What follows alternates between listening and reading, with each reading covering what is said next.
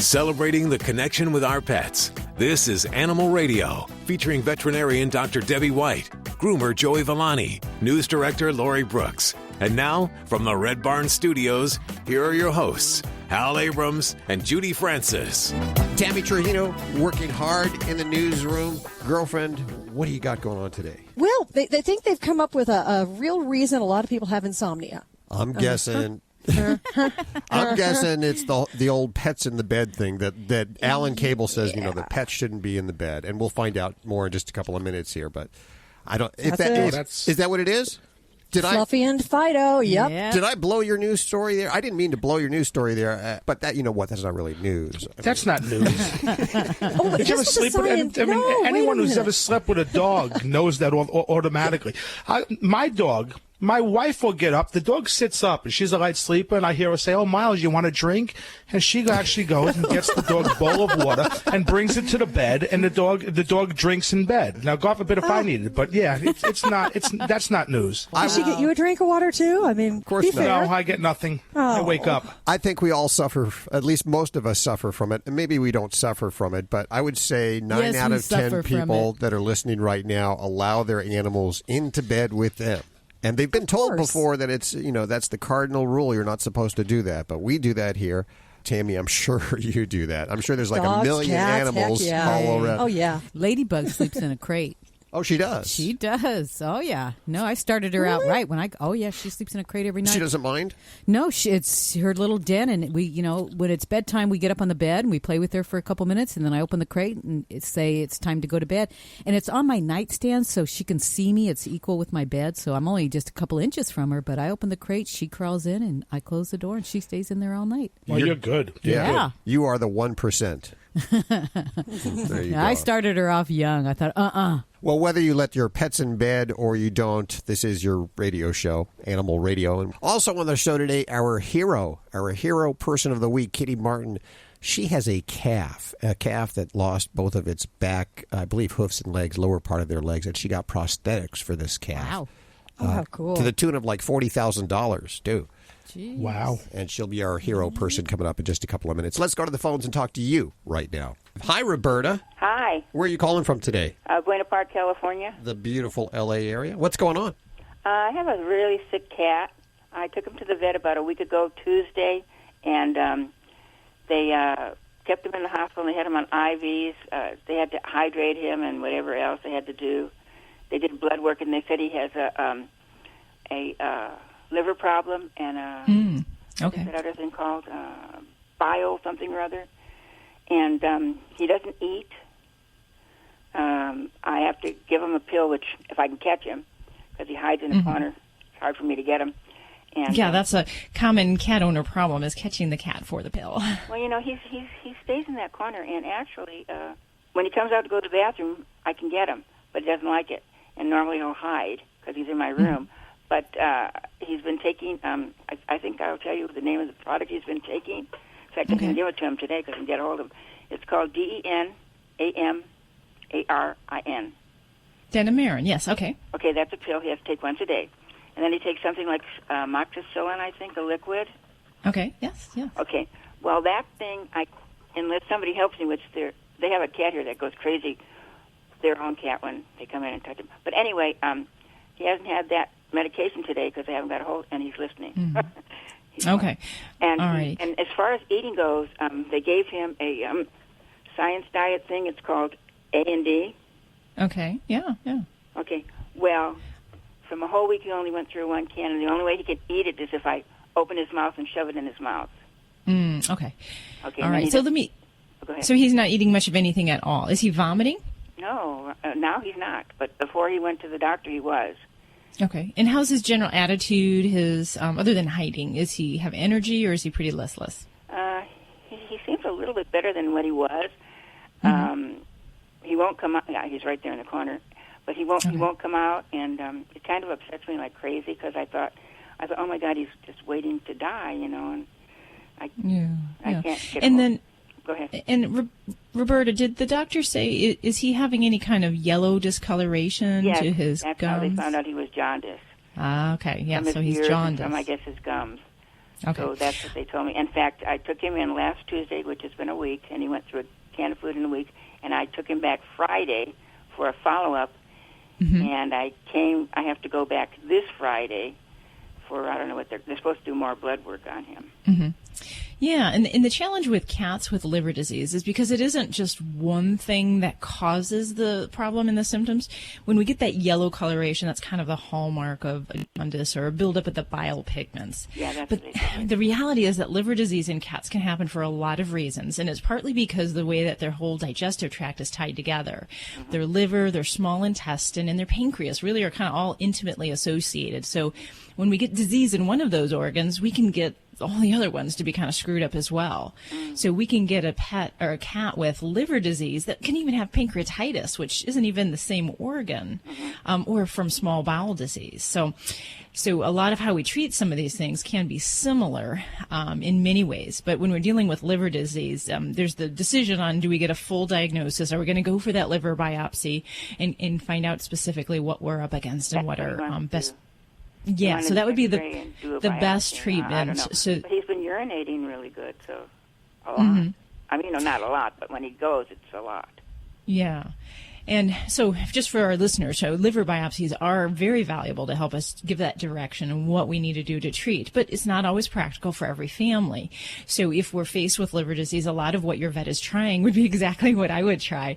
A long course of an antibiotic, unfortunately, is one of the mainstays of treating for liver disease. And amoxicillin is fabulous. Sometimes I'll add in some other ones along with that. But that's the challenge, is we got to get that in. And ideally with that one, we want to get it in twice a day for 3 weeks, sometimes several months. I can't get them, and there's nobody really actually here to help me to do it. Yeah. Now, some other thoughts I generally have with cats with liver disease to help encourage them to eat, definitely AD, which is kind of a canned food. We can make it liquefied, so you can actually give it by a syringe if he'll tolerate that. That's one thing you can try at home. Sometimes in the hospital setting, we'll put a feeding tube in, and that's one way to get that in more directly. But at home, that's definitely, if you can ask your vet for a syringe, you can get that in just gently. Yeah. No, and then there are some other things to encourage appetite. It's yet another medicine to get in this fella, but there are appetite stimulants that I'll often turn to when we have a cat that's not eating with liver disease. And one name, just to kind of keep in mind, is one called mirtazapine, and we can give it every few days, so it doesn't have to be given daily, and that can help to stimulate the appetite of a kitty. Is that a liquid or a pill or what? Generally a tablet. In most kitties, we're given a tiny little piece of it, so about a quarter of a tablet, and we give that every couple days. So that might be something. I'm sorry to interrupt. I had a packet of salmon here, and I thought maybe I could try him on that, but I didn't want to try it because he's on this other food. Yeah, well, sometimes we just want our patients to eat, and as long as it doesn't upset his stomach, I usually pull out the stops. I'll pull out the stinkiest canned cat foods that we can, and a lot of times for my patients, I find that the fish-flavored ones really are the most appealing. They make me, cover my nose, but my cats, they really like that. So that would be definitely one thing. The other thing that The other thing I'll often do with cats that aren't eating well with liver disease is we actually supplement B vitamins. And part of the reason with that is that can actually, B vitamins are actually involved with a lot of the cell processes in the body, and it can help to improve their appetite as well. So that's something your vet can give. It's well tolerated. You don't have to give it. It's given by an injection once a week, and that definitely can help for some kitties as well. Yeah. Well, I don't know what, I called the program because I wanted another opinion, and you're almost confirming what he had said too, in a way. But the problem I'm having now is that I can't get him to give him the medication, and I can't. And like I told you, when I do get him and I give him the medication, I kind of open his mouth and give him the food, which he doesn't spit out. He does eat it, but it kind of really worries me. I've had him since he's been 2 months old, and he's only 10 years old. Absolutely. Well, if I can give you one more little tip, that if he tolerates giving the food by a syringe method, a lot of times what I just do is take those medicines, take those pills, get a pill crusher, and crush those up, put that in the blenderized food, and you can give it in the syringe, and it can be a little bit less stressful, and especially if he's taking the food, it may help to disguise the flavor of some of those tablets. I don't have a problem when I get a hold of him and give him the pill, because I put it in the back of his throat and he makes sure he doesn't spit it out. But do you think he'll ever survive this situation? Many cats do, but the hard thing is that it is a daily battle. You have to get these medicines in, so rarely do these things get better on their own. And I think that's honestly why many cats, we may not always see the end of the treatment and they may not recover. But really finding a way that you can work with your cat in the least stressful way to get the medication in. So whether that means making his world a little smaller so that you can catch him and kind of find him, giving him ample hide spaces, and then just pairing those medicines in a happy way that you can give that with the food or give that with some kind of catnip or a treat so that you can kind of try to make him happy to see you and not regret that he's coming out and he's going to get stuff shoved down his throat. Oh, yeah, that's the problem. He's in my room, and there's dressers he goes under and the bed he goes under. Now he's in a special corner where I can't reach him, so... Yeah, and it's a good fight, Roberta. You've got a disease that you hopefully can do something for. So as long as he's not suffering, I'd have to say that there definitely can be hope in these situations. It's not easy. I know Judy has to give our studio cat pills every day. Oh my God! But the cat's been getting pills for so long now that it's no big deal, is it, Judy? No, I've been doing it since 2006. So how many years has that been? Every day. Now he's up to 4 pills a day I give him. Oh my God. I've gotten to be a pro. I just sneak up, pop it. They don't even know what hit them. Roberta, we wish you the best of luck. And if you have any more questions, please feel free to call us back, okay? Thank you so much. This portion of Animal Radio is underwritten by Fear-Free Happy Homes. Don't forget you can get your fix of Animal Radio anytime you want with the Animal Radio app for iPhone and Android. Download it now. It's made possible by Fear-Free Happy Homes, helping your pets live their happiest, healthiest, fullest lives at home, at the vet, and everywhere in between. Visit them at fearfreehappyhomes.com. And thanks, Fear-Free, for underwriting Animal Radio. With MedGuard Alert, you're never alone. You can connect with medical professionals anywhere, anytime. And now MedGuard is introducing our exclusive new Care Watch. If you need help quickly, use it from anywhere to contact medical professionals. No cell phone required. The Care Watch is not only a life-saving medical alert device, it's a revolutionary health monitoring system that checks your blood pressure, heart rate, oxygen saturation, and much more. And here's the best part. If you have Medicaid, you may qualify to get your Care Watch for free. The Care Watch is only available through MedGuard Alert. Call us right now. We have monitoring programs starting as low as $1 a day. The call is free, activation is free, shipping is free, and no contract is required. Remember, with Medicaid, you may qualify to get your Care Watch for free. Call us to get your Care Watch right now. 800-451-4807. 800-451-4807. 800-451-4807. That's 800-451-4807.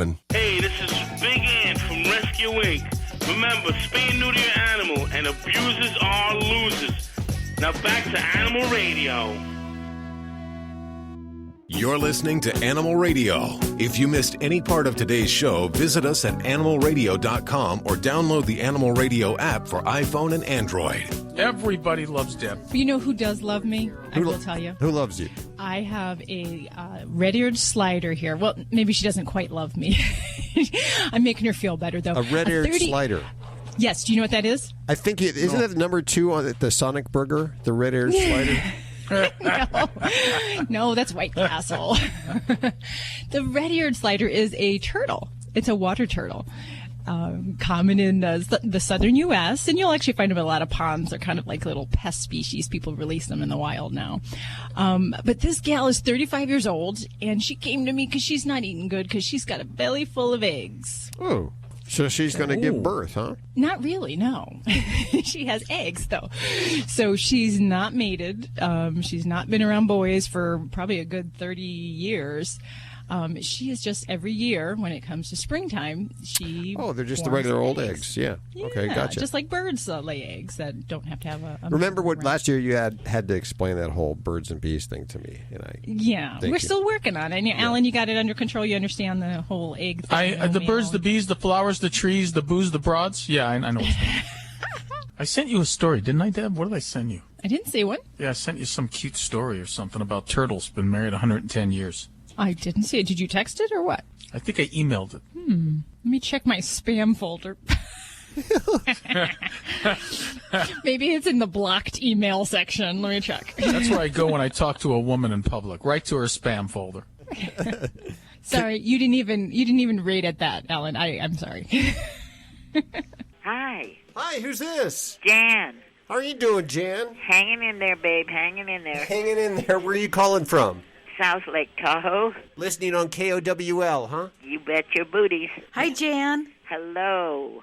Nice to hear your voices. You too. Thank you. So how are you doing today? What's on your mind? Well, Miss Pie Lafitte, she's about a year old, lopso. Uh-huh.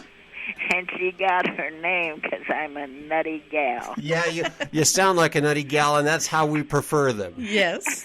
If I couldn't laugh, honey, you might as well dig me a hole. Yeah, absolutely. Well, that's how you get through life. And I have,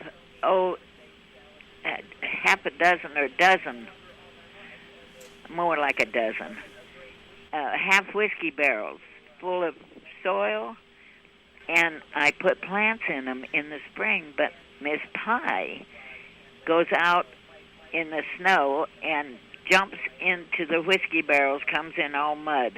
Oh, no. And she's eating some of the dirt. And I never had a dog eat dirt before, but I've never had a dog like her before either. Okay. Well, the interesting thing, we classify dogs eating unusual things as the term pica, and dirt eating falls within that category. And in general, if this isn't a behavior that this little guy has done since he's been a youngin' and it's been a bad habit, when this develops as an adult dog, or especially as an older dog, I take that sign very seriously. It's not always, doesn't point our finger directly to a single diagnosis, but there are some common problems I've seen this with. And some of those include blood-related problems such as anemias, liver problems, iron deficiency problems. But we can also run into the realm of intestinal issues, inflammatory bowel disease, even cancer. I'm going to really encourage you to get a pretty thorough workup with your veterinarian, starting with blood work. That'd be the point A that I would always do in a pet that's doing it, even if it's a young dog, because we can see some of these problems that manifest as a kind of almost an innate understanding that they need to eat dirt. And we believe in some cases, if there's an iron problem or they're anemic, that somehow the animal instinctively knows, I need to find this mineral somewhere. Now, maybe we're giving dogs more credit than, they have the sense of reasoning, but, it is a sign that we do really believe that they're looking for something and not finding it in their regular diet. That also being said, a lot of times I'll do a hypoallergenic diet because allergic diet disease can also present with some of these weird signs of eating unusual things. So that would be where I would definitely start things off. And I would definitely encourage you not to follow any kind of remedies off the internet. The first and foremost thing I'm going to encourage is to see your veterinarian. My best wishes go out to you and your little baby, and hope all turns up well. Give us a call and let us know how things turn out. Hold on a second, Jan, okay? Okay, Cookie. You're listening to Animal Radio. Call the Dream Team now with the free Animal Radio app for iPhone and Android. Check out Animal Radio highlights, all the good stuff without the blah, blah, blah. Browse on over to animalradio.pet.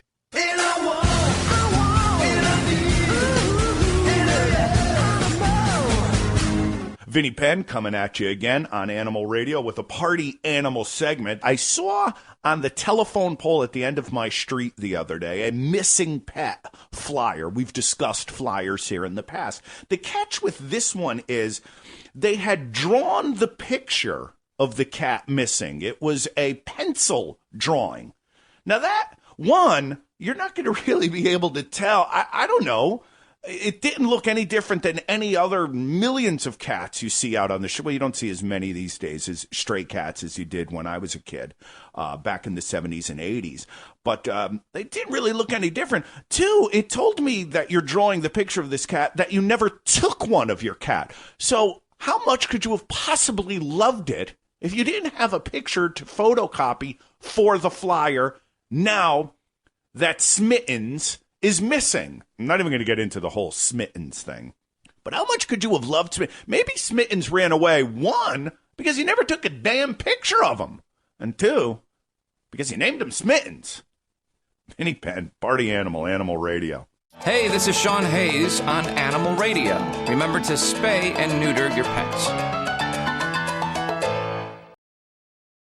Streaming TV is where it's at. It's not about cutting the cord anymore. That's old news. It's all about your customized TV options. With the best and cheapest high-speed internet and your own TV subscriptions, we've got your dream TV lineup. Between wired and satellite internet and TV, you now have tons of options. Save money and get more internet speed and better TV today by calling the Whole Home Connect. We scan your location and offer you the best TV and internet options. And we always have specials and promotions. So when you call, ask about that. Take 5 minutes of your time. Make this free call now and learn how to save money and get better internet and TV for your home anywhere in the U.S. Make this simple and free call now. 800-617-5145. 800-617-5145. 800-617-5145. That's 800-617-5145. This is an Animal Radio News Update. I'm Tammy Trujillo. You love your dog, but depending on the breed, your insurance company might not. In fact, your dog's breed might actually keep a company from providing you with homeowners insurance. It's all about the money. Insurance companies pay out millions each year on dog bite claims. In fact, last year, bite claims accounted for 1/3 of all the homeowners' liability claims that were paid out. So now insurers actually come up with a list of dog breeds that they consider dangerous and could result in you being denied coverage. The list names specific breeds, but many companies extend the list to also include any mixes of the banned breeds. So here's the list. I bet you know who, unfortunately, is on top. It's our pity bulls, then Staffordshire Terriers, Rottweilers, German Shepherds, Presa Canarios, Chows, Dobies, Akitas, Wolf Hybrids, Mastiffs, Cane Corsos, Great Danes, Alaska Malamutes, and Siberian Huskies. Now, each company draws up its own list. It's not based on any scientific data or anything. In fact, one report in the media can be enough for a company to decide that a dog breed is dangerous. Now, if you're looking for the perfect dog, yup, you guessed it, there is now an app for that. Bark Buddy, a free iPhone app that showcases dogs for adoption. It's connected to a shelter of 2,500 rescues and shelters throughout Canada and the U.S. And you just swipe your way through all the pictures of the available dogs, and you stop when you see one you're interested in.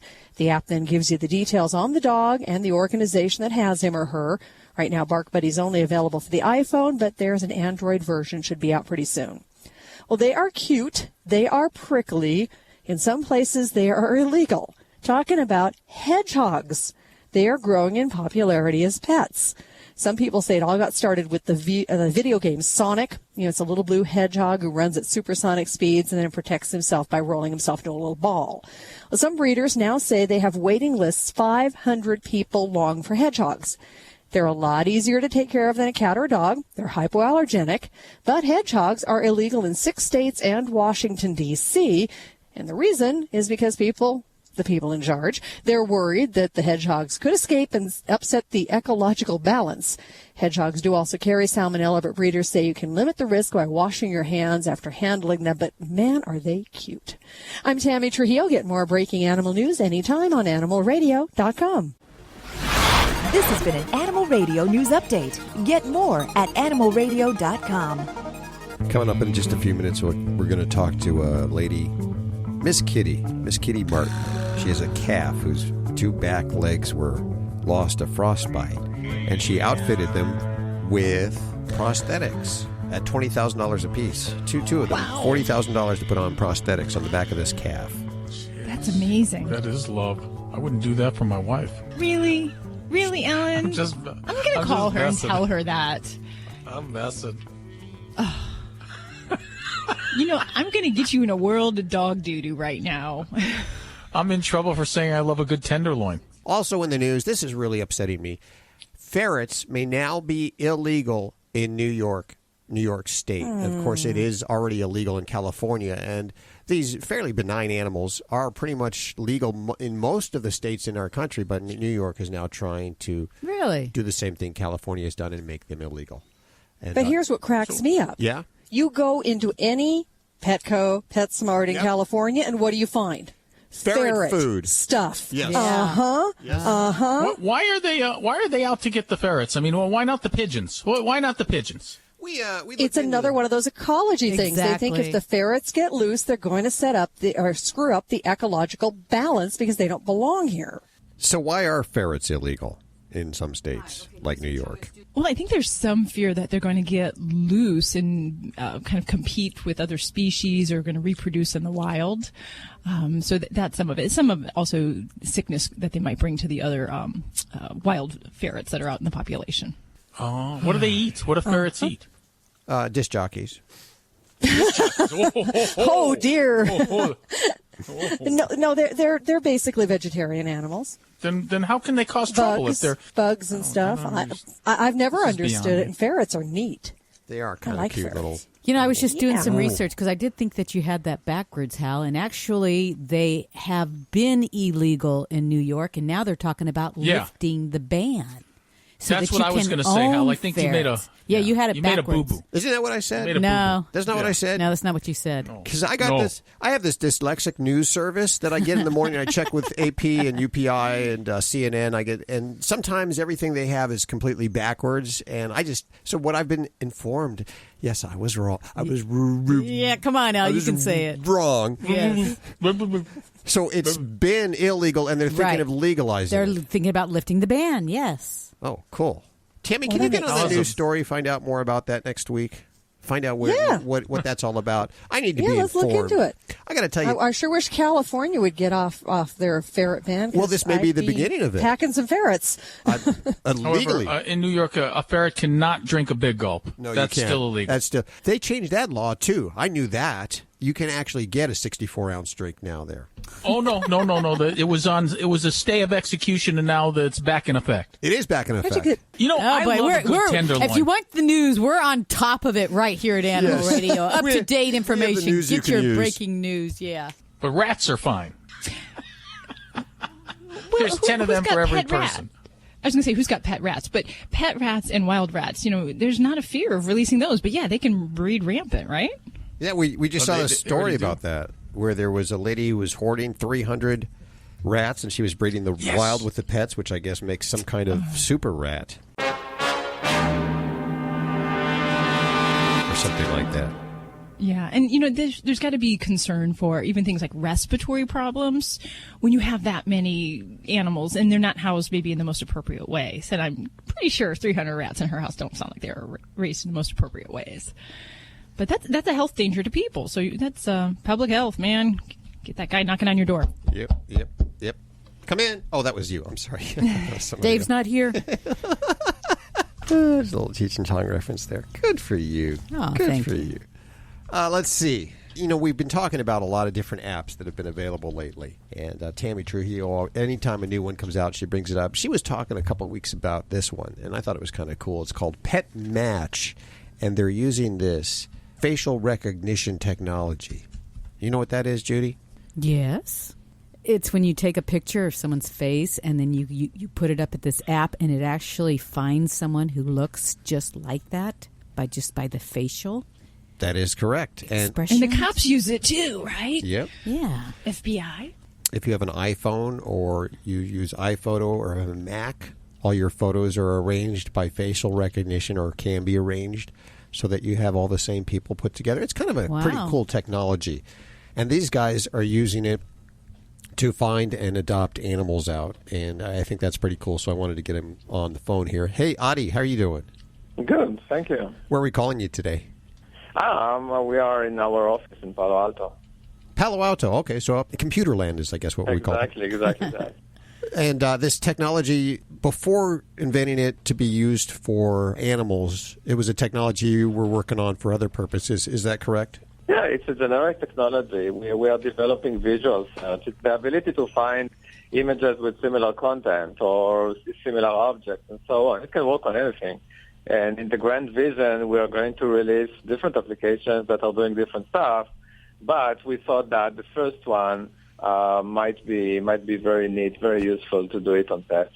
You're using it for animals now, so people, they upload pictures to your app, and then what happens? And then we are searching in databases of shelters and places like that. There are millions of pets available for or waiting for adoption in the U.S. We are searching for the one which is as close as possible to you, and that looks like the one that you are envisioning and want to have. So I can get my own grumpy cat? Yes, exactly. Exactly. We see people are taking actually or using images from Instagram. They see something nice, something that inspired them. They want to have something like that. And we can help them to find it. Okay, if I have some computer software that I can kind of create and kind of meld different animals and make a face of what I would envision, can you use that to find my imaginary dog? That might not be... Yeah, we saw that even people are taking images of stuffed animals of the kids, for example, and you can find a nice dog that looks like a koala bear. Now, I understand that this tech news site, The Verge, they uploaded a picture of Lady Gaga, and it produced a matching image of a hamster. Is that correct? The technology sometimes goes to places that we don't understand. or maybe it's just real obvious. So if I want a dog that looks like Hal, I can just upload your picture, Hal? Yeah, and I can see or what a I hamster. Get, or who knows what'll show up? I got to try this now. Lizard might show up. Who knows? This is only available for Apple right now. Is that correct? Right now, very soon, we're going to release also a version for the Android, and we are improving the application all the time. And do we pay for it? How much is it? No, it's completely free. We are really trying to help here. We're doing good work. You certainly are. So the website where we can learn more about it, what is that? So it's superfish.com. It's our main site. And there is the Pet Match Facebook page. I will put links to that over at animalradio.com. Adi, thanks so much for hanging with us today. Thank you very much. I appreciate it. That's kind of cool technology. What do you think about that, Alan? I think that anytime you can get a dog that looks like you, it's a wonderful thing. Check out Animal Radio highlights, all the good stuff without the blah, blah, blah. Browse on over to animalradio.pet. You know, I never really understood the value of having a good credit score until I started to make a few purchases recently. Then it hit me like a ton of bricks. Because my credit score was in the 600s. I was borderline getting denied on my new apartment. And guess what? My new car payment is about 30% more. Having bad credit can even affect your credit card rates. Having a good credit score is important to your financial future, and you can save a lot of money. Call the Credit Pros right now. In a free phone call, we can tell you exactly how to improve your credit score. Plus, learn about our 60-day satisfaction guarantee. If you're not happy after 60 days, we'll give you 2 months free. Make this free call right now for a free consultation and free credit review. 800-292-6156. 800-292-6156. 800-292-6156. That's 800-292-6156. Hi, everybody. This is Lori Morgan reminding you to please spay or neuter your pets. Live at the Red Barn Studios, you're listening to Animal Radio. Here's Hal and Judy.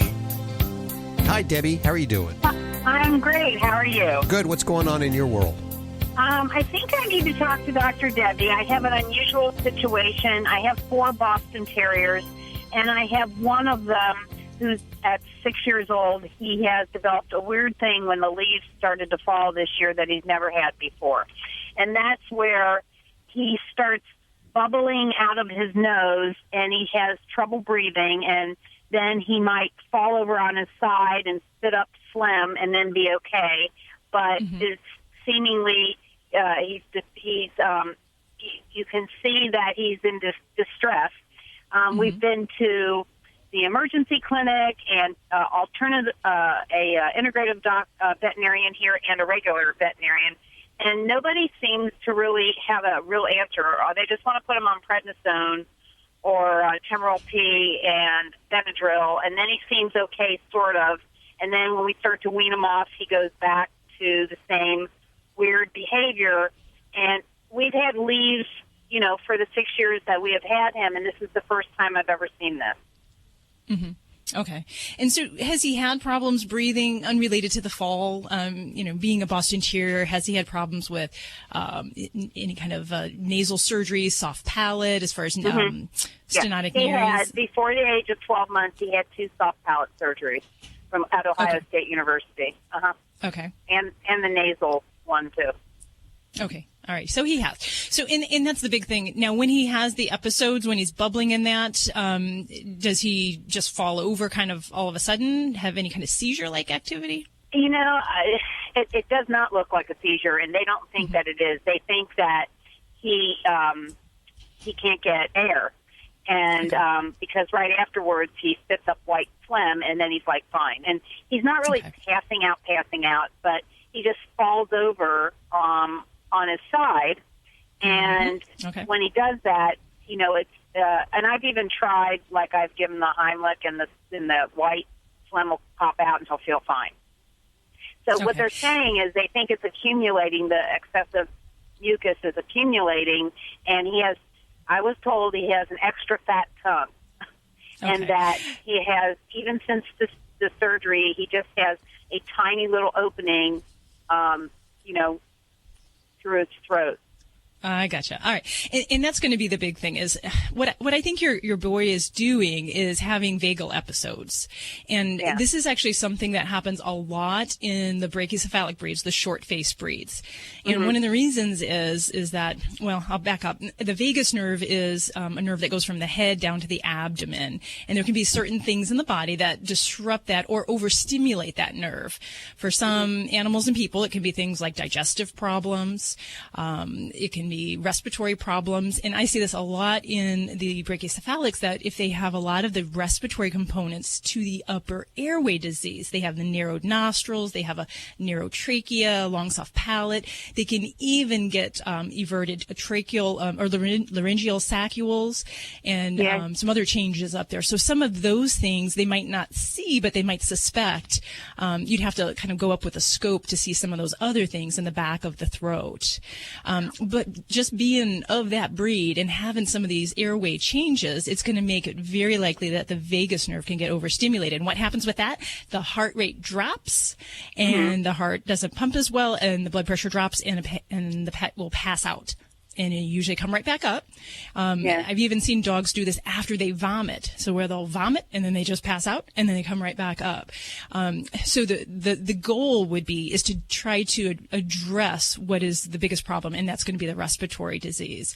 So that might mean going to have, some of these other upper airway things evaluated and to see if those need to be addressed. And then the other thing is, if we have allergies, something seasonal that makes our respiratory symptoms worse, oh boy, you've got an extra whammy onto the whole thing there. So then we might talk about, things like, steroids can be helpful for the short term, but you may even want to see a dermatologist for allergy testing. And molds, just like anything else seasonally, we can test for. We can desensitize a pet with hyposensitization injections, and that might be one thing you can do. You can do that to mold? Absolutely, yeah. And every region in the country is a little different in some of those things, so you have to make sure that testing is done appropriate for your area. I see. And then the other little Boston Terrier that actually is his daughter that I have, she just started doing the bubbling too.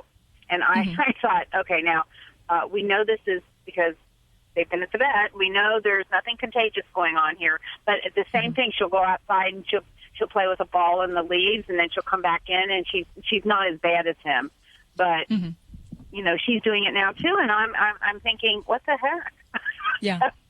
Yeah. So I would definitely make sure if she hasn't had her nares evaluated or corrected, that'd be definitely one of the first things. But, even going further back and going up with a scope, because, some of these things, they're progressive. So you can correct. And with the brachycephalic dogs, we want to jump on these things when they're young, because with time, all these other components start to involve.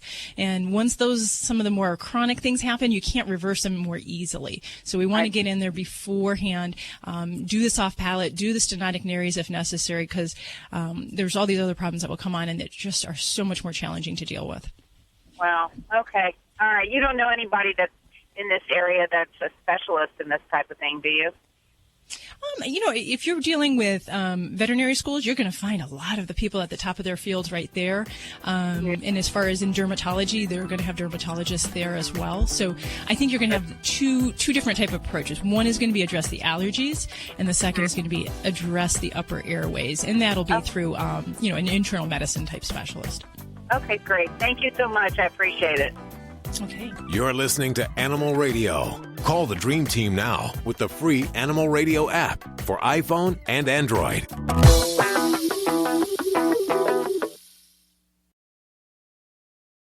Is diabetes keeping you from enjoying life's special moments? At US Med, we understand the challenges you face, and we're here to help. With US Med, I can finally manage my diabetes without it managing me. US Med offers a wide range of services to simplify your diabetes care. Personalized care plans, convenient access to cutting-edge diabetes tech, and knowledgeable support. Plus, we'll check your insurance so your diabetes care may be covered at little or no cost to you. With US Med, I feel confident and control of my diabetes. I can finally live my life to the fullest. Don't let diabetes hold you back. Choose US Med and experience better birthdays, better adventures, better anniversaries, and better everything. Call now. US Med.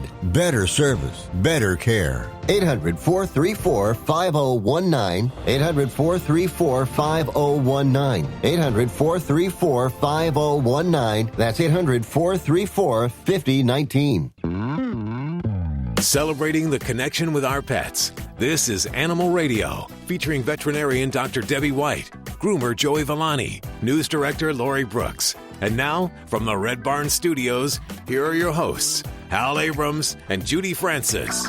Wow. Last hour was quite a lot. This hour, I'm promising even more. In fact, a money-back guarantee. Your hero of the week, hero person. This one's a real interesting one. This lady saved a calf with prosthetic legs, 2 back prosthetic legs. And I understand it cost her about $40,000 to do so. Yeah, she loves that calf. Yeah, she does. She wants to give it a chance. Well, I think a lot of us would spend almost anything on our animals. Mm-hmm. I love a good tenderloin. I really do. It's Alan Cable, ladies and gentlemen. Shame on you. Shame. Also, coming up, there may be a cure for parvo. And Tammy will be reporting on that in just a few minutes. Hey, Robert. Hello. How you doing, Robert? Good, I'm doing good. How are you? Good. Where are you calling from today? I'm in Lemoore, California. Don't know where that is. Is that Northern California? Central. Right near Fresno. Right near Fresno. Are you listening on Kino Radio? Okay, good. Yes, I am. I love their signal, 50,000 watts. I have Dr. Debbie right here for you. Well, hi. And I may not have 100,000 watts, but hey, some might say anyway. My smile is just as sunny. That's good. That's all you need. So what can I do for you? I've got a 4-year-old Rottweiler, and she's been losing hair for about the last 4 months. We just moved into a new house, but prior to that, she had a grass yard, and now we've got a pool and a lot of cement. So I'm wondering if maybe it's just something I didn't see before. I've looked it up online, and I guess a lot of people have some of the same complaints where they lose hair. It's kind of short and wiry, but she runs and leaves a trail. You know, if she scratches, she leaves a pile. If she lays somewhere, she gets up and there's just tons of it. So we've tried to keep it down by hosing it off. But what that did is this heat that we've got is it created wet ground, and now we've got millions of gnats. I'm wondering if there's a way or if there's some. I thought it was her food, but we switched her food again, and it's not the food. Is that just the way they are? Is that normal? Well, to some degree, yes, they do shed a lot. Now, I wanted to ask you real quick, is she having any kind of unusual hair loss, any baldness or sores, anything like that? No, it's all pretty even. Her coat stays pretty even. She has no raw areas or anything like that other than maybe her heels where she lays down sometimes, you know, and that's just a little thin, but it's not. She has no bare space, no bare spots. Okay. Yeah, so I'm going to be very honest with you. this is something that is not likely to be fixed. Not in the sense of how are we going to stop shedding, because shedding is a reality for every dog. Even those that don't shed much, those that are clipped, they still shed their hairs. They just don't shed it in the same cycle. But dogs like Rottweilers and Labradors in particular are well known for the just excessive amounts of hair that they shed at any particular time. The tricks are, don't spend your money on a lot of those silly old sprays that you put on the hair coat that are supposedly to stop shedding. The only way those products work are because you start brushing your dog. So the number one thing is really being very vigilant about brushing. Now, admittedly, I admit I don't brush my dogs all that much. I use the tool you're using, which is the pool filter. Yeah. Well, and when she gets most of the time, Rottweilers don't swim. Mine does. Our vet even said that Rottweilers usually sink. Ours is in the pool all the time. She swims great, but she leaves a path, and our filters are completely filled of hair all the time. Yeah. So, if you're not doing any brushing, we have to find a way to get that hair out. Now, I laugh because, I'm somewhat lazy when it comes to my pets, brush and upkeep. But they do shed a lot of hair in the pool when they swim. So you can burn out your filters in your pool, or you can really get very vigilant about getting on a daily process of doing some brushing. And if she's got, some of the Rotties have kind of a thicker coat, so you may need something a little bit more durable, something like a Furminator to get down into that deeper part of the coat. But that's really going to be the best thing I can tell you as far as doing daily brushing for this kid. Sometimes even just doing, you said hosing her off, but doing a regular bath where you're shampooing her and you're rinsing her off, that's removing a lot of that bulk or that loose hair that's in that phase of hair loss where it's ready to come out. So we just got to get that out in a regular pattern. If we don't do that, then she's just hair's going to fall off of her. When you touch her, it's just going to come off in one big sheet. So you're going to have a lot of that to deal with. Now, that being said, there are definitely some things that you can try. Now, a diet change, I like that idea. Generally, it's not something there's a quick fix for. So I try to give that maybe 4 weeks to 8 weeks to really see how that reflects on the pet's hair coat, because it does take that long until we get new hair growth in. The other thing would be, making sure she's, in good sound health. Some pets, we look at things like thyroid disorders that can cause excessive hair loss. Usually we get patchiness with that. That's not a, she's very healthy. That's not a problem at all. And she only eats the rice and lamb meal. I don't give her any corn. So, she's very healthy, very agile, but the problem is it's just the hair is just immense. It's just, and I've never noticed it before. In the 4 years that we've had her, I've never noticed the hair falling out. Prior to getting her, I did a lot of checking on Rottweilers. I've only had Huskies, and those I'm familiar with the hair, and that's not a problem. Oh, my gosh, most of that you can just rake up. It's actually really fluffy, and it's easy to clean. But the Rottweiler has short, black, wiry hair, and it's very difficult to clean, and it's everywhere. Everywhere. Totally different. Yeah, it certainly is. But nowhere online does it say that, people have a problem with that particular breed shedding. So any of the people that are out there that are thinking about getting a Rottweiler, be ready for hair, because there's a lot. There's a warning for you. So that's about it, just to brush her daily. Brush her daily, and there's a lot of supplements out there. I'm a fan of using things like fatty acids if the hair coat's in bad quality, or we're worried about, things like allergies. But the honest truth, and people will sell you millions of products, spending lots of money on this kind of products, but really, brushing is the number one thing to do. And it's just we don't like to do it because it takes time. We want that easy fix, and we want something that's going to be, the problem. So if she's in good health, her thyroid is good, we don't have allergies, we don't have fleas, we don't have internal parasites. Those are the things that I kind of check for in a physical exam if we're talking about excessive hair loss. So sorry to give you the bad news there. Well, that's all right. Don't shoot the messenger. Yeah. Thanks, Robert. We appreciate your call. A great story just came out of San Antonio, Texas, and the Northside Independent School District. If you look in their yearbook this year, on page 16, you'll see little Rachel Benke, a little blonde-haired girl, and next to her, Taxi Benke, her dog. The yearbook? In the yearbook, for the last 4 years, Taxi has been right by Rachel Benke's side, paving the way, hopefully, for more future service dogs in the Northside Independent School District. Rachel, she has epileptic seizures. She has since birth. And she's had 2 brain surgeries, one when she was 6 years old. And she's shown improvement since then. They figured, why not get her a dog that might help her kind of be by her side? So 4 years ago, they met Taxi, who's a half lab and a half golden retriever. And he was supposed to be the guide dog, but he became a guide dog dropout. He couldn't pass school because he has cat destruction problems. is the story. When they first met, actually, Rachel was afraid of dogs. But when they first met, not 15 minutes later, they became friends for life, I guess it will be from here on out. The dog goes everywhere with her, accepting awards at school, celebrating birthdays, even on the school track, where one day he sprung into action just before she was about to have a grand mal seizure. So kind of interesting. He was not actually trained for that, but he popped into action when she was about to have one of her seizures. And they let the dog have the picture in the yearbook. I think that is so awesome. Isn't that wonderful? Wow. Did they style his hair or put a bow in? Or did he have a to wear collar on him? Yeah, did he have to wear a gown or a cap or a suit or? Let's post this picture up the website. Yes. That's so awesome. What was that, See Alan? what happens when women get involved? You know, they want to put a bow tie on the dog. They want to put ribbons in his hair. No, I'm talking about, there's certain things that you have to dress when you have your yearbook picture taken. There's certain you outfits. dress for the event. Yes, you do. It has to be uniform. uniform. Just brush him. You brush him and leave him be a dog. Let him alone. Get away. You're listening to Animal Radio. Call the Dream Team now with the free Animal Radio app for iPhone and Android.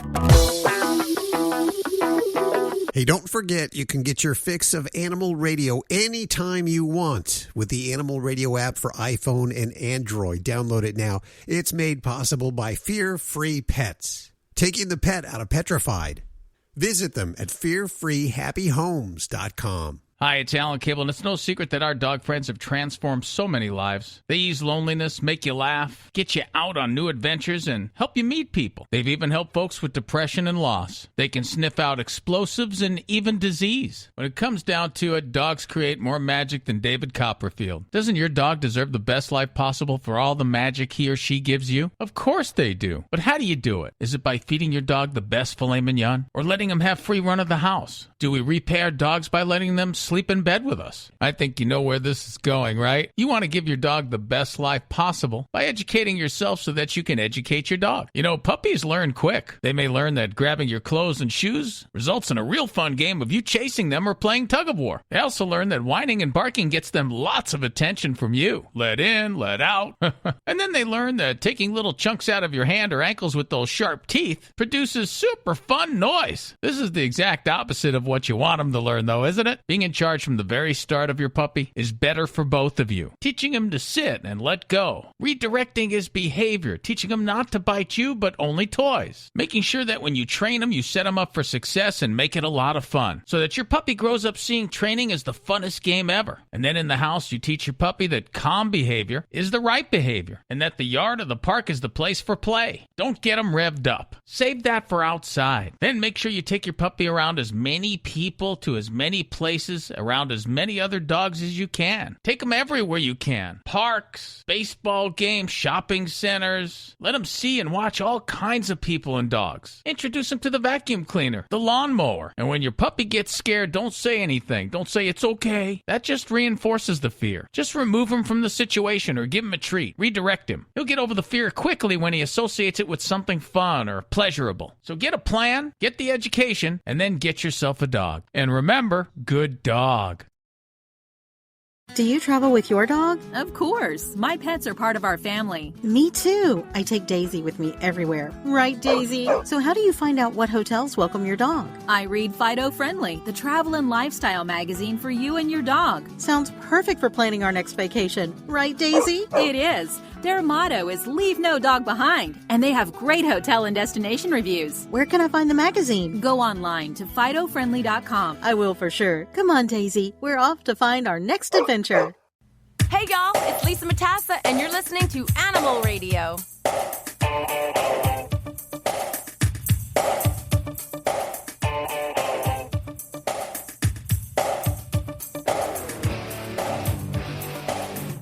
DJs always love a smooth segue. And I just realized we were talking about this 7th grader and her dog Taxi, and how Taxi got in the yearbook this year, and follows Rachel around to kind of give her a warning when she's going to have a grand mal seizure or an epileptic seizure. But this kind of ties in nicely. Pets in the classroom, again, something we were talking about earlier, seems to be an amazing thing. It allows kids to learn faster and be more compassionate to the animals at home. In fact, there's research of studies that we just did a couple of weeks ago that they actually learn more. They're more relaxed and comfortable environment. Anyway. And I think it's increasing actual pet ownership in the homes. It is, and I believe by 1/3. And we have Brent Weinmann on the phone with us. He is with the Pet Care Trust. He is actually the president, top dog over at the Pet Care Trust. I don't know all about it. I'm going to ask him, what is the Pet Care Trust? Welcome to the show. Well, thank you for having me. Yeah, Pet Care Trust.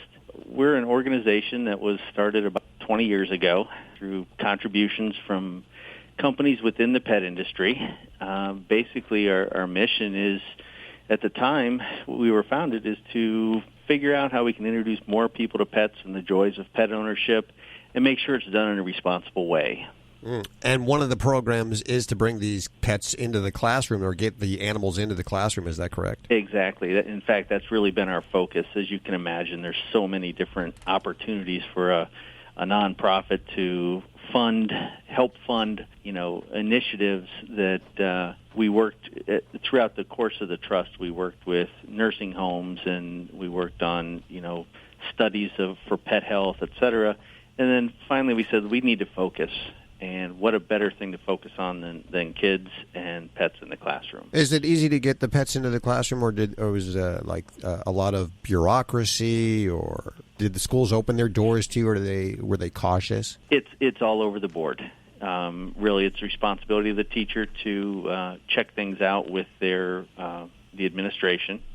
And basically what we do is we make grants available either directly through the trust, or we also cooperate with large national retailers such as Petco, PetSmart, Pet Supplies Plus, et cetera, to help facilitate getting these pets into the classroom.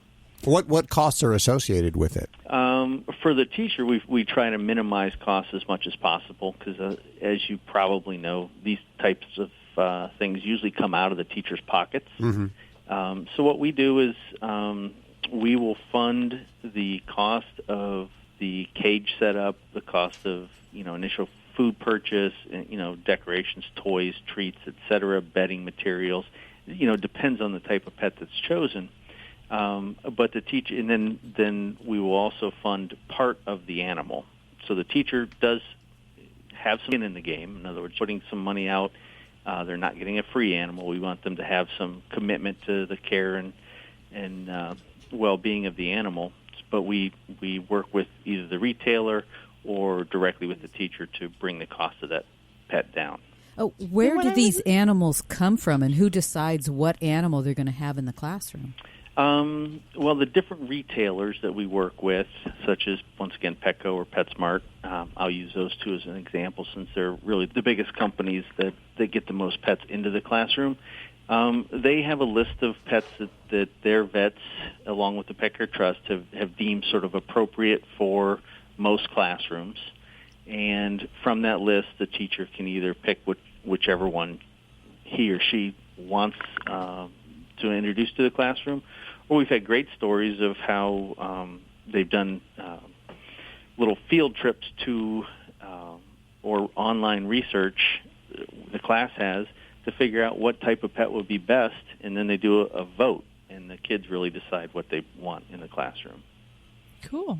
Now, when I was a kid, I was in grade school, one of my great joys was taking care of the classroom pets, because I actually didn't have any pets as a kid until I was a little bit older. And so on the summer, I got to bring home the hamsters, and that was kind of the way it broke my parents into getting pets. So is that what these kids are going to be doing come summertime here? That's exactly what happens. It's sort of runs the gamut. Sometimes the teachers take them home. Maybe they have their own kids at home that want to take care of it, or maybe the teachers become attached to it and they want to take care of it. But more times than not, we find that they organize something with 2 or 3 kids from the classroom that have expressed a strong interest and a strong shown a strong commitment to the care of the animal, and they'll, as you experienced, let the kids take them home for the summer. This is nothing new, because I remember as a kid that was the same thing, and we were just talking about this about 20 minutes ago. How Joey said that he wouldn't take the animals home on the his weekends. mother wouldn't let him, and my mom wouldn't let me either, because she was afraid Monday morning she would have to replace an animal or something like that. So this has been something that's been going on for ages right now with hamsters and guinea pigs and fish and smaller animals. Are there any bigger animals like dogs going into the classroom? There are, but not through our program.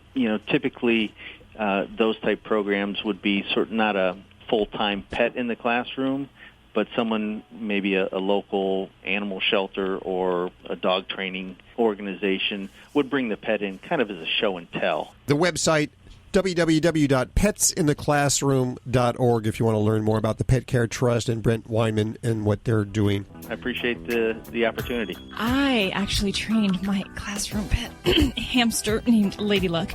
I trained her as just a little weed kid how to do somersaults. Really? That's cool. Yes, from her pencil. I would hold a pencil up and she would do a little somersault, and then I'd give her a little treat. And I was a pathetic kid, okay? Are you sure the hamster didn't train you to hold a pencil up? No, I am positive. And I also taught my fish, Murgatroyd, how to follow my finger. Murgatroyd? And then he'd get yeah, that was his name. Like heavens to Murgatroyd. Oh, okay. If you're a diabetic, we have great news. You can end the painful finger sticks with a new CGM. Plus, they may be covered by Medicare, Medicaid, or private insurance. If you use insulin or have had hypoglycemic events, you may qualify. Call US Med now to learn more. 800-434-5019. 800-434-5019. 800-434-5019. That's 800-434-5019. Portions of today's show are a repeat from an earlier broadcast. This is an Animal Radio News Update.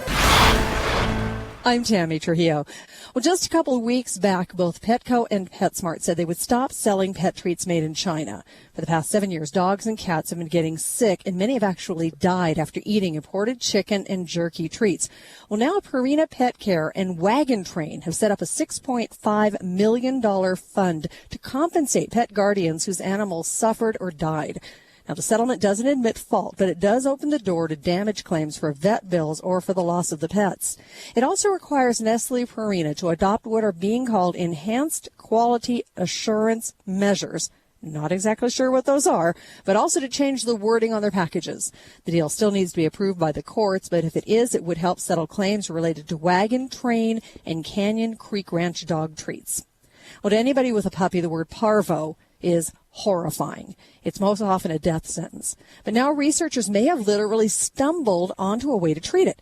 This happened when a company called Aniax in North Dakota was looking for a way to save flocks of geese that were mysteriously dying. They discovered there's an antibody that's harvested from the yolks of geese eggs that can stop the parvo virus in as little as 2 days. Avanax is still running tests, hopes to start selling the Parvo 1 antibody-based treatment for $75 a dose by next spring. Might sound high, but it's a lot less than most people spend trying to deal with Parvo. And if you have a dog or a cat, chances are he or she sleeps with you in bed, of course, right? But new research says that sharing your bed with your pet can lead to very bad sleep quality. Recently, at the 28th annual meeting of the Associated Professional Sleep Societies, yeah, there is one. Data was presented that showed at least 30% of pet owners say their pets wake them up at least once per night. Doctors who treat sleep problems are now being urged to ask patients right from the start if they have pets and if they sleep together, and they are now calling animals a hidden factor behind insomnia. I'm Tammy Trujillo. Get more breaking animal news anytime at animalradio.com. This has been an Animal Radio News Update. Get more at animalradio.com.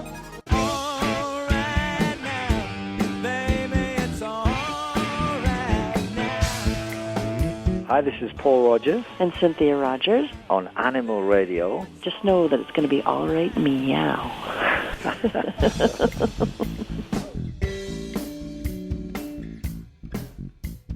Live at the Red Barn Studios, you're listening to Animal Radio. Here's Hal and Judy. I love this segment. I got to tell you, I get a lot of emails during the week. This is the one segment that people are talking about.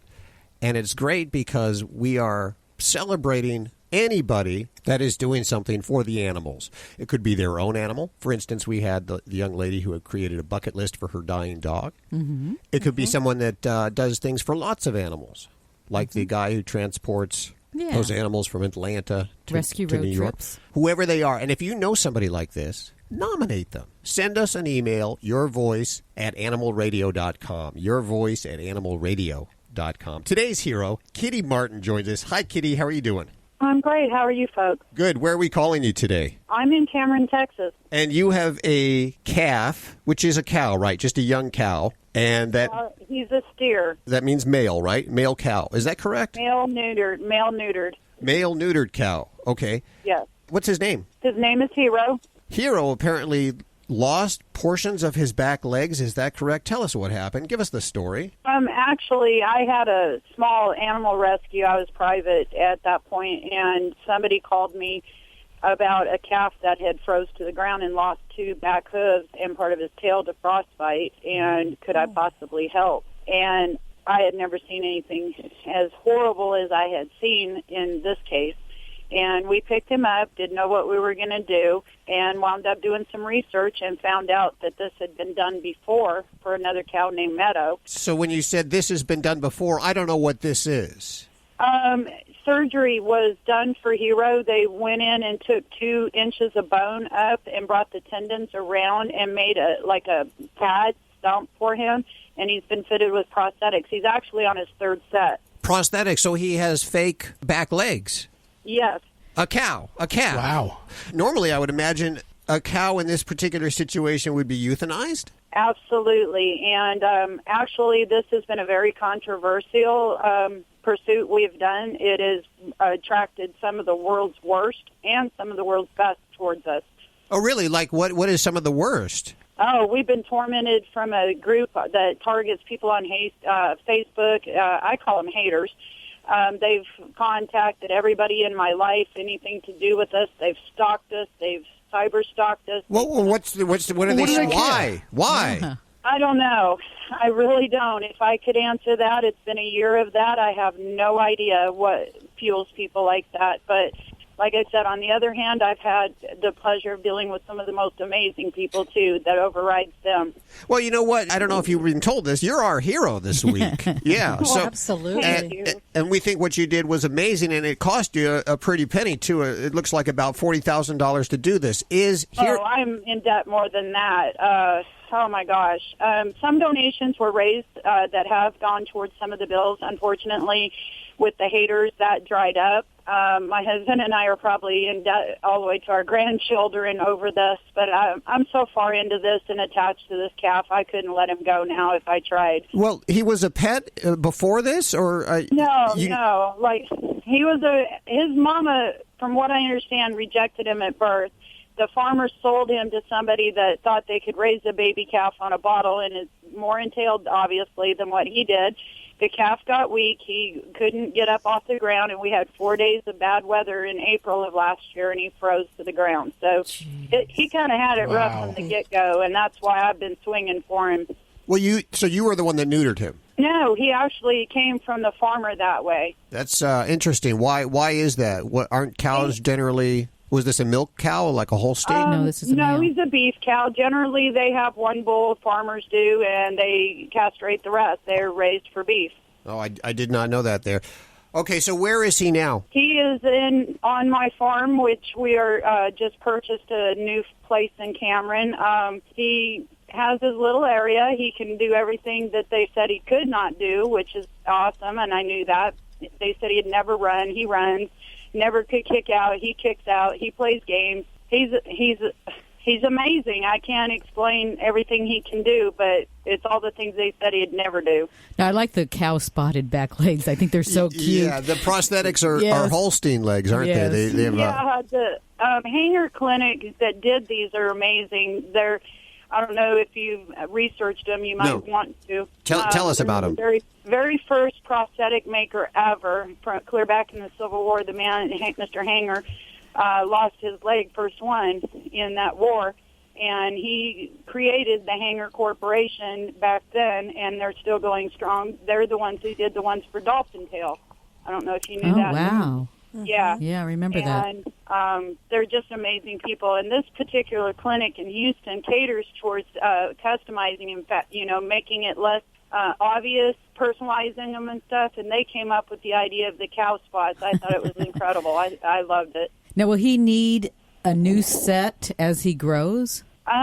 These are actually pretty high-tech, and the answer is yes, but not for a while. They're adjustable in width and in height. He will probably need 3 to 4 more sets in his entirety. And I understand you're thinking about making him a therapy animal for wounded veterans and special needs children. I would love to. We've been trying to open doors for that. I don't know how to get him into that. His nature is so sweet. He doesn't have a mean bone in his body. I've had him since he was 50 pounds, a couple months old, and he's very socialized. And I'm thinking that if he could help our servicemen, I'm a big military family. My father was in the service, my husband and children, and I want to give back. And I think Hero would be a great force in that because he is so calm. And if an animal can go through his story, he's almost died 1,000,000 times over and he bounces back. So to be able to fight like that, I think it would be an inspiration. And then, of course, our children that lose limbs, there's not a whole lot there for these guys. It is amazing what you all are doing. And, of course, you're up to your gazumbas in debt probably, but I salute you for what you've done. I don't know a lot of people that would have done that, and you're my hero for the week. Thank you so much for joining us. Well, thank you so much. Take care. Let's head on back to the phones. Remember, if you know somebody that you'd like to nominate for the Hero of the Week, here's the email address, yourvoice@animalradio.com. Yourvoice@animalradio.com. You're listening to Animal Radio. Call the Dream Team now with the free Animal Radio app for iPhone and Android. Dogs or cats, horse or emu, animals are people too. A little terrier named Millie has been nicknamed Sparky after biting through an electrical cable and surviving a 240-volt shock. Sparky bit through a refrigerator cable and was thrown across the room, and the shock damaged the roof of her mouth, leaving her with severe burns and swollen lips. She was given a 50-50 chance of surviving, but after some antibiotics, having 4 blackened teeth removed, and some tender loving care, Sparky pulled through. Experts suggest hiding all exposed electrical cords from pets, especially younger dogs and pet rabbits. I'm thinking Sparky's going to be sticking to rawhide from now on. I'm Britt Savage for Animal Radio.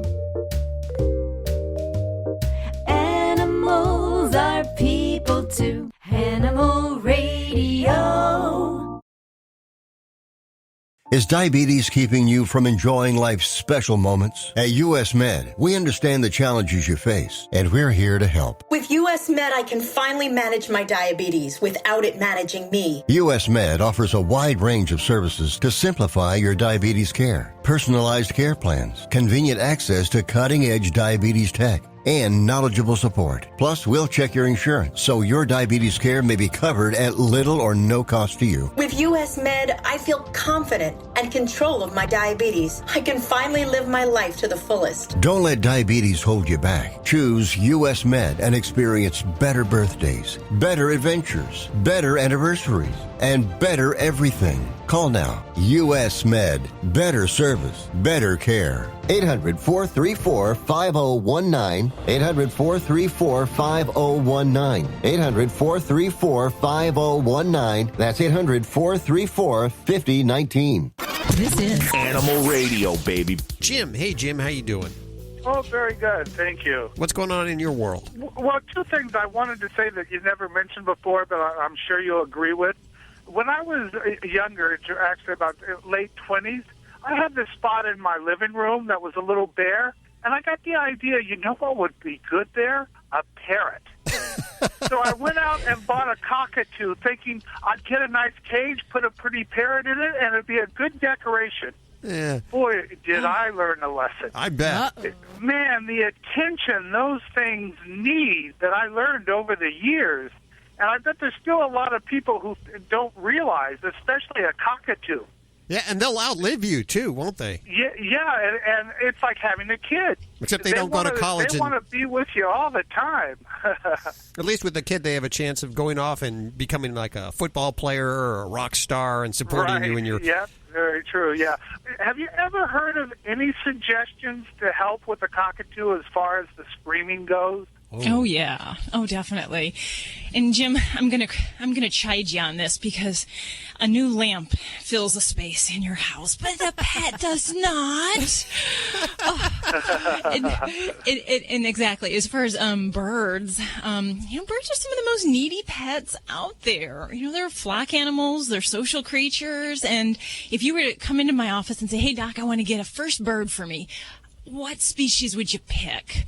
I would certainly not say a cockatoo unless you had a lot of time to spend, because these guys, they are like, we call them toddlers, because they do require constant attention, and they really need a lot of social stimulation, or they'll turn into little demons, screaming, picking their feathers out so they look like a plucked chicken. And so they really are not good starter birds. To start with a little bird, a little parakeet, or a cockatiel might be the better beginner bird for someone. Yeah, I learned that lesson. Yeah. He's learned his lesson, Dr. Debbie. Lay off of him. Just like you said, he started picking his feathers and everything. Yeah, well, and I'm not trying to, make him feel bad, but for other people that may be considering birds, we want to learn from, other folks' mistakes. So, definitely. Now, screaming it's a hard thing as far as in a parrot to correct. The better way we can deal with this is to prevent it. So that's going to be a lot of making sure we've picked the right bird for our household and that we're providing the right stimulation. But to correct this, we have to look at what is triggering the bird to vocalize. And when they're screaming, some birds are going to scream no matter what, a couple times a day. That's kind of a natural bird behavior. We're not going to stop this completely.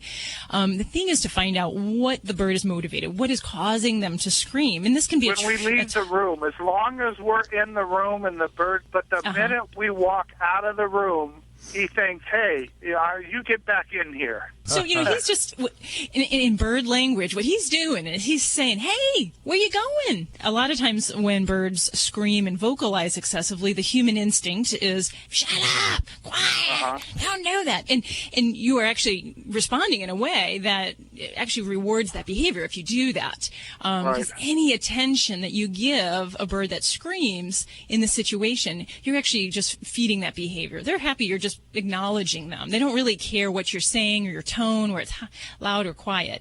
So the real big thing there is we need to work on a lot of things environmentally. So a lot of times birds will do this kind of thing also because they're bored and they don't have a lot of other stimulation. So there may be some changes we do in the cage. There's a wonderful feeding method called forage feeding, where we take away the food bowls and we teach the bird how to forage again, like they do in the wild, where they pick up the food from the floor, and it actually gives them something to do so they don't just sit in a cage and wait for us to entertain them. So that's one incorporation I like to do for a lot of different behavior problems for birds. But what we need to do, just like with dogs that excessively bark, is we have to find those opportunities when the bird is quiet to reward her. And we reward with attention. We speak to her, maybe give a food treat. And the trick is when we are vocalizing and screaming inappropriately, when we don't want that behavior, you don't pay any attention. You don't make eye contact. You don't roll your eyes. You don't sigh. You don't yell at the bird. You can't even acknowledge it, because any of that is actually feeding that. And it actually can be very helpful for birds that scream if we teach them something else to do besides screaming. So I have some clients that don't like their birds whistling, but it is something that can take the place of that screaming behavior. So you start whistling and teaching them a ditty. If they talk, that's an alternate behavior they can't do while they're screaming. So we really work on that and try to get that together. And, this is something that it can be daunting. It can be more daunting to deal with a bird screaming, I think, than a barking dog. Because, some species, they're, conures and parrots. It hurts. It literally hurts the ears at times. I bet. Yeah. Well, so the lesson here is if there's a bare spot in your living room, perhaps not a cockatoo is the answer. No, don't think you're just getting something that's going to be simple at all. It doesn't work like that. Okay, Jim. Thank you so much. Okay, good luck with that. Much. It's amazing how similar the bird is to dogs. It's a lot of similarities there. It is. It's all about attention. Our pets just want to be with us, and You're smart, Dr. Debbie. You're so smart. Oh, you always. Is this Dr. Debbie time?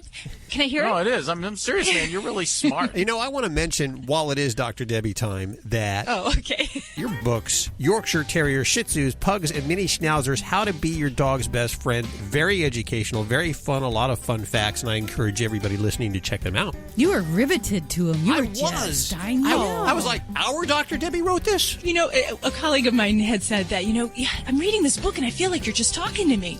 And that is truly kind of how I approached it, is really, what am I going to tell my friends? How would I tell my friend who's thinking of getting a pug? What are the good and the bad things you got to know? So that's how it is. Well, there you go. Don't forget, you can download the Animal Radio app for iPhone and Android and listen to the show anytime you want, as well as ask your questions right from the Animal Radio app. It's a free download, so do it now. Bye-bye. Bye. It's over already? Always adopt, don't declaw. This is Animal Radio Network.